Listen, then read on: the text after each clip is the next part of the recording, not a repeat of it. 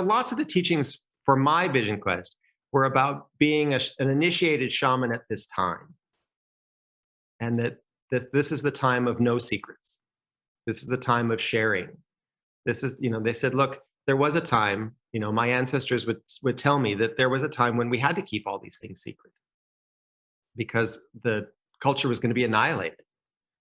So you had to hide these things and keep them hidden. But now, in my generation, luckily, we're at the time where that's over now. Well, more or less over. And it's about sharing the medicines and sharing the teachings. So it's kind of understanding that the reason I was passed to so many different cultures and different tribes was because it was up to me to meld all that together.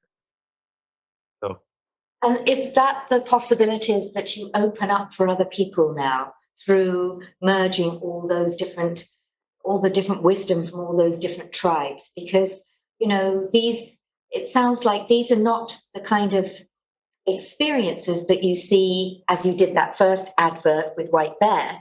These are not courses or initiations that are advertised. You get passed round, and so it's not for everybody. It's not you choose it, it chooses you. Those tribes choose you. So having gone through all of that, what possibilities do you feel that pulls together for you to open up for other people now?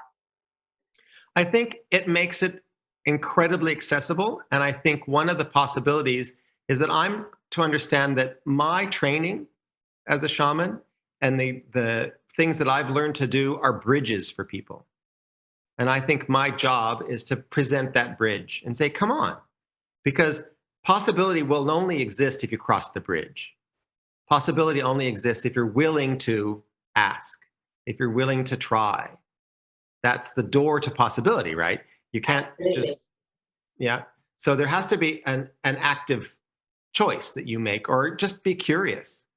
And I think when people are curious, because I'm not, this is the tradition and this is the way it is, and you have to be in this particular discipline or this particular tradition, I think more people find me accessible.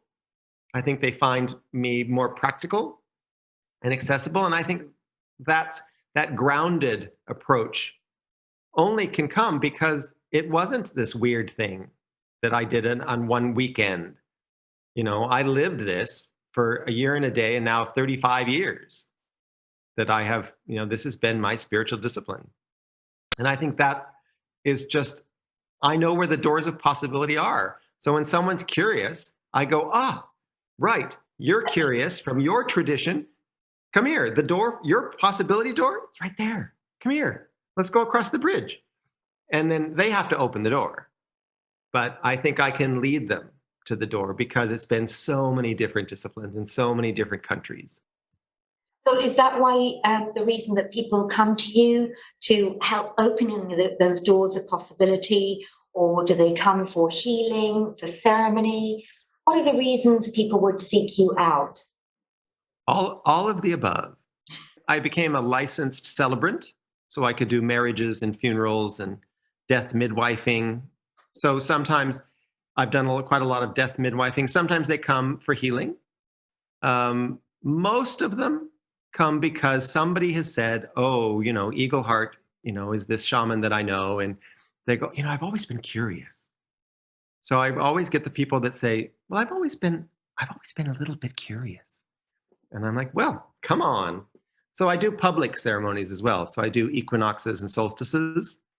And I've always done those publicly. And then I carry a sacred pipe that's a new moon pipe. So every new moon I do a ceremony. And sometimes there's a lot of people and sometimes it's only private groups, but they hear about that. So I'm kind of like this entryway into this incredible world of shamanic practice. And so I think that's mostly bringing together all those different traditions.